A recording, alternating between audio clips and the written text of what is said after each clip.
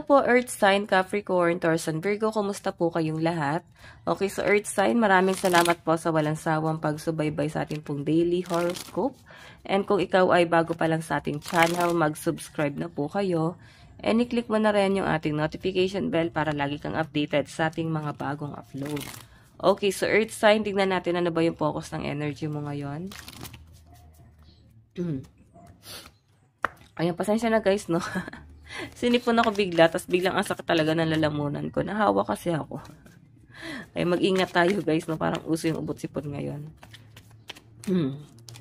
So, yung focus ng energy ng mga earth sign, naririndi ka, irritable. Nandun ka rin sa point na nai-stress ka sa isang tao na parang bang napaka-arrogante. Like, parang wala man lang guys natutunan. And parang hindi guys nakikinig sa pangaral. And possible din guys na alam mo yon medyo ano guys, hambog itong taong to. Ano ba to? Anak? Malapit sa inyo? Kamag-anak? Apo? Ganon? Na parang puro na lang guys stress yung binibigay sa inyo.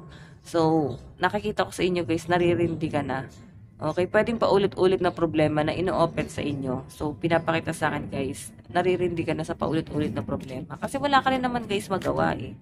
Lucky number nyo guys, 77 and 19. Ayan, success, victory, and achievement.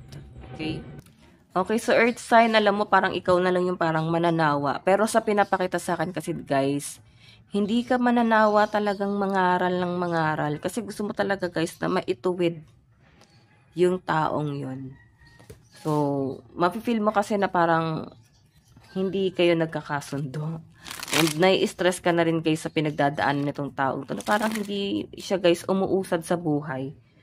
Pwedeng nandun sa point na wala siya guys sense of responsibility. Medyo irresponsable. Kaya parang naiirita ka, no? Tingnan natin. Meron tayo guys motherhood, nature, creativity, and abundance. So, napakaganda guys ng Empress. Empress kasi parang ano to guys, good news. Pwedeng maraming opportunity or blessing, swerte na possible na dumating sa inyo guys. Lalo na guys sa mga nanay dito. Alam mo yung parang, bless ka pa rin kahit papano sa mga anak. Parang ganyan. Okay. And sa pinapakita rin sa akin guys, possible na, excuse me guys, no?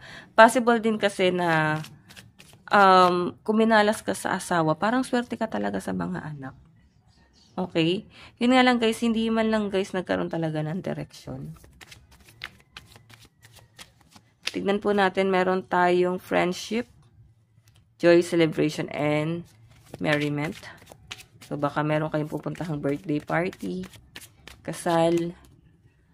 Oh, ano tong regret na to? May nakikita akong regret. Meron kayo guys pinagsisisihan. Ayan o. Nakikita ko dito guys. Pinag-iisipan mo to as in nag-overthink ka dito. Kaya nagiging regret siya guys. Okay, so mag-iingat din kayo guys. Kasi meron din ako na-feel sa inyo na parang panghihinayang sa isang bagay. As in, parang feeling nyo, ano ba naman to? Hindi naging maayos, hindi masyadong organized, ganyan. Misunderstanding yung nakikita ko dito, guys, no?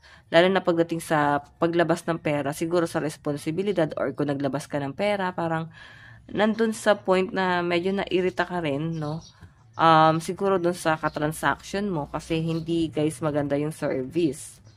Or parang hindi ka ganun ka-satisfy. Okay? Tignan po natin.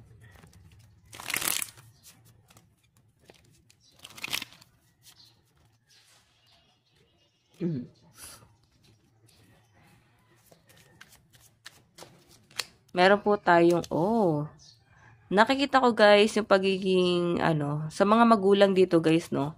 As in, ibibigay mo lahat para sa mga anak mo. Lalo na sa mga solo parent. Matalino yung iba sa inyo, napaka-madiskarte nyo. Parang lahat magagawan nyo ng paraan. Para lang sa pangangailangan ng anak. Okay? Tignan pa natin. Meron tayong 5 of Wands. Okay, yung iba sa inyo may nakakita akong struggle dito. Pagtatalo, pag-aaway, conflict, Pwedeng sa kaibigan mo, pwedeng sa katrabaho mo, or pwedeng sa party na pupuntahan mo. So, mag-iingat na lang kayo guys para hindi magkaroon ng pagtatalo. Okay, meron tayo guys, 7 of Swords. Ayan, so yung magiging regret din ng iba sa inyo guys, parang pili nyo ginulangan kayo sa pera, ginamit kayo, hindi guys naging tapat. So, mararamdaman parang pinagnakawan, parang ganun. Or binetray ka talaga. Okay. So, meron tayo guys, Ace of Cups.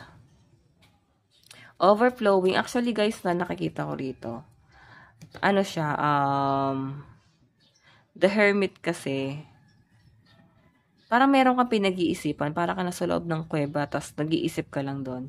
So, ito naman guys, Ace of Cups, parang mapifeel mo na parang magigilty ka sa isang bagay. Mahabag ganun yung energy.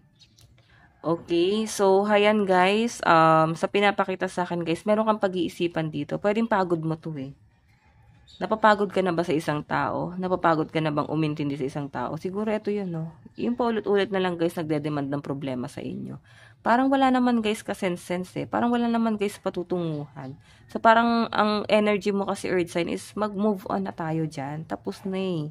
Nangyari na. So ikaw bakit nandoon ka pa rin? Okay, ba't hindi ka pa rin maka-get over? Parang ganyan, hindi ka maka-move on.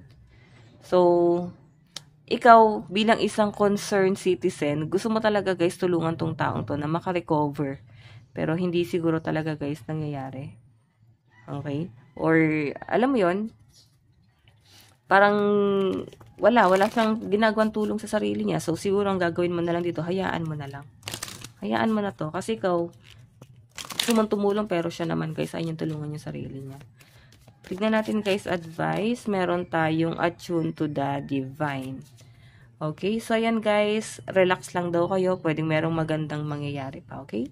So guys, ito lang po ang inyong reading bukas po ulit. God bless and love you all. Bye-bye po.